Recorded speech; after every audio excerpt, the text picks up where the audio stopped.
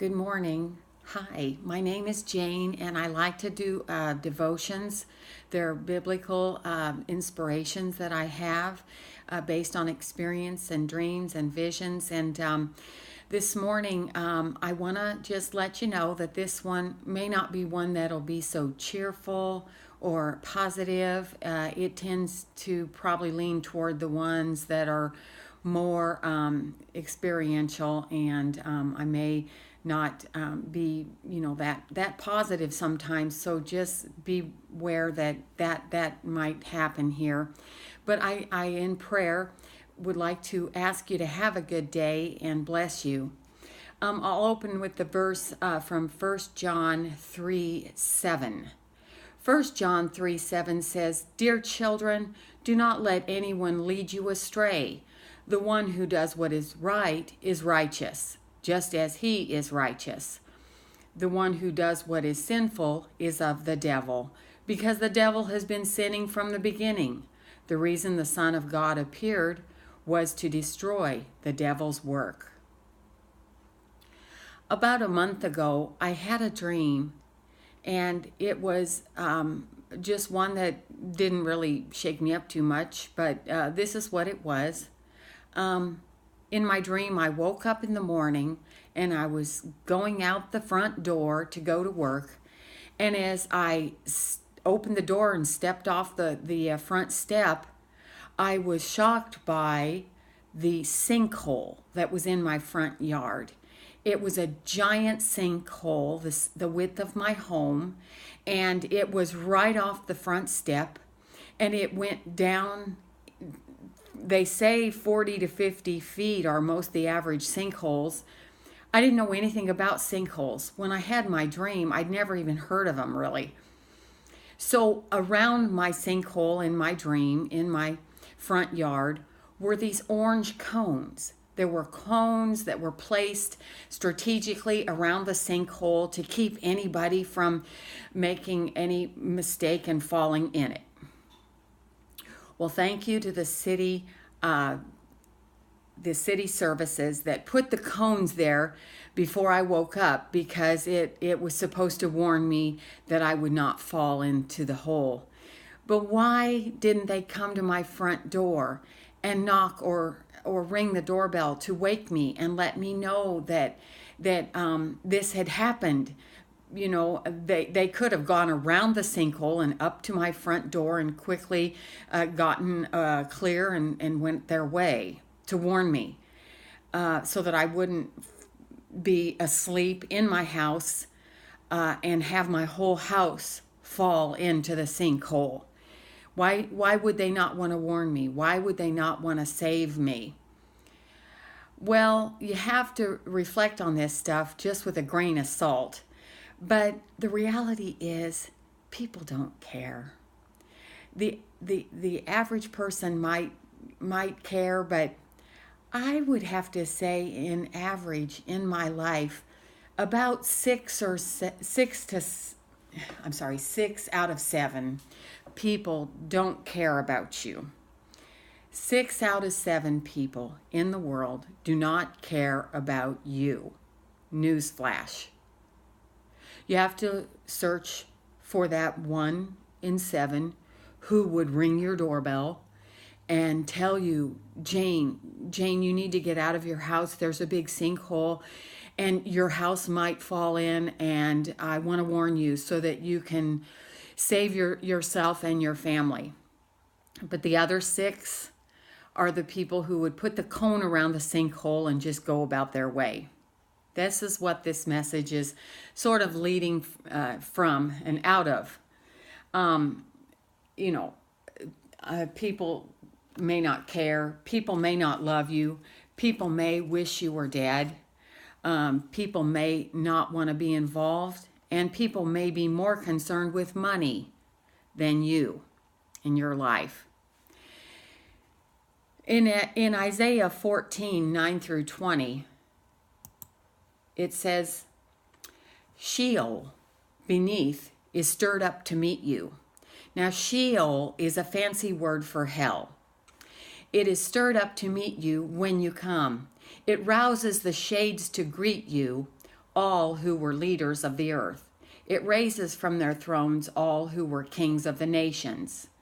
This is again Isaiah 14, verse 9, through whenever I stop. I'm not sure when I'm going to stop here. All of them will answer and say to you, you too have become as weak as we. You have become like us. Your pomp is brought down to Sheol, the sound of your harps.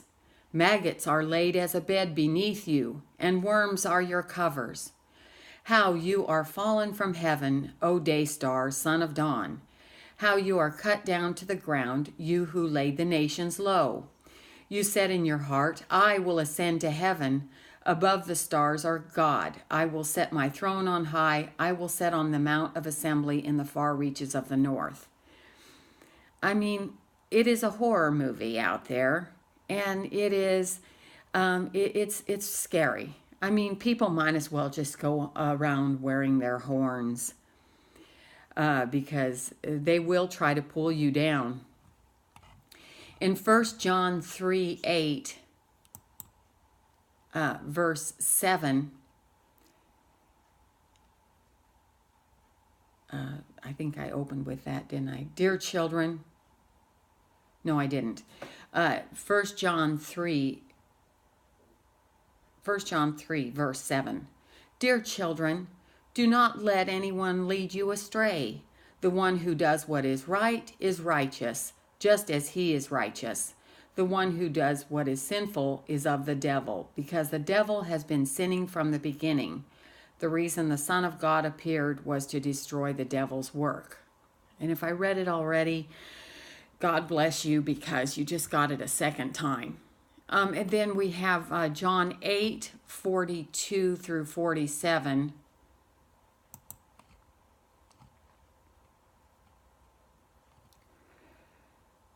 Jesus said to the people who were there in the temple, if God were your Father, you would love me, for I have come here from God. I have not come on my own. God sent me. Why is my language not clear to you? Because you are unable to hear what I say. You belong to your father, the devil, and you want to carry out your father's desires. He was a murderer from the beginning, not holding to the truth, for there is no truth in him. When he lies, he speaks his native language, for he is a liar and the father of lies. I could go on a rant about all the number of things in my life where people have betrayed me, lied about me, cheated against me. I've been ruined. I mean, I would say right now, point blank, stay away from the music department at the University of Kansas. It is infiltrated with maggots. Stay away from the nursing department at the community college, the Kirkwood Community College in Cedar Rapids. It is infiltrated with maggots. I mean, you will find that universities are a hotbed for lying, cheating, conniving committees, deans, teachers, professors in these higher learning centers. I mean, they are a hotbed for the most dishonesty. Right now, the media is all over these 20 parents who have tried to cheat the system out of ways to get their young family members into these universities. But it makes you wonder, you know, who was it that told them that's how they could get their kids in? What departments is it that made it so inviting for these parents to bribe their children's ways into the universities? I mean, they're not exposing any of these people for their corruption in the universities. You know, I personally was a week from finishing an LPN degree. And I had an LPN degree waiting for me in 1 week at the community college at Kirkwood in Cedar Rapids with a B+ average. And I don't know, after, you know, they took my money for 3 years and I studied and devoted myself to the program. Why would they, cheat on my grade point average and on my I was in the clinic at the time. I was at the clinicals at the very end. Why would this woman, this one devil named Kim, want to just cheat? I mean, I had to hire a lawyer to show how she had added up my points wrong, and it was messy. And I ended up out of the program because I just really was disillusioned by the whole corruption. But if you find yourself caught up in some of these situations, Jesus has your back.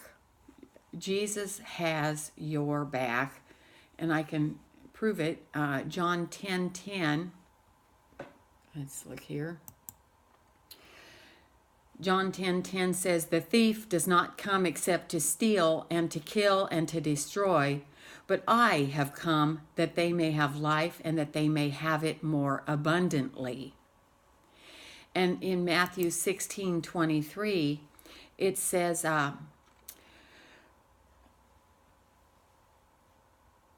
Jesus speaks to Peter, and he turns to Peter and says, "Get behind me, Satan. Thou art an offense to me, for thou savest the things that be of God, but those that be..." I better not butcher that one. Let's go to the chapter here. Matthew 16.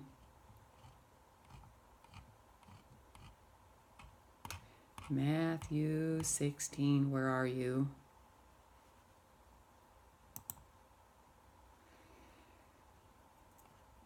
Okay, Matthew 16, "The Pharisees also with the Sadducees came and tempting desired him that he would show them a sign from heaven. He answered and said to them, When it is evening, you say it will be fair weather, for the sky is red. And in the morning it will be foul weather, for the sky is red and low. You are hypocrites. You can discern the face of the sky, but you cannot discern the signs of the times. A wicked and adulterous generation seeketh after a sign, and there shall be no sign given to you. And he left them and departed." So that's a good one.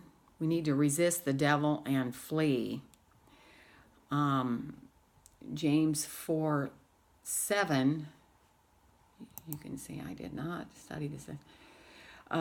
James 4:1-7 says, "What causes fights and quarrels among you? Don't they come from your desires that battle within you? You desire, but do not have, so you kill. You covet, but you cannot get what you want, so you quarrel and fight. You do not have because you do not ask God. When you ask, you do not receive because you ask with the wrong motives, that you may spend what you get on your pleasure. You adulterous people, don't you know that friendship with the world means enmity before God? Therefore, anyone who chooses to be a friend of the world becomes an enemy of God." There's an example in the Bible where a woman is thrown into the temple before Jesus, and he's standing there, and this poor woman is shaking, trembling on the ground. And the Sadducees and the Pharisees are trying to test him and tempt him. And they tell him that the law of Moses says that you are to stone this woman. And Jesus then turns to them and says, "Ye who are without sin, let him cast the first stone." And they stand there and look at him. And he starts to draw in the sand. He's writing things in the sand. And you can't help but wonder what he's writing. They don't say in the Bible what he writes, but I believe that it's the names of all the people in the room and the sins that they have committed, and probably the people they've committed them against and the dates that they committed them.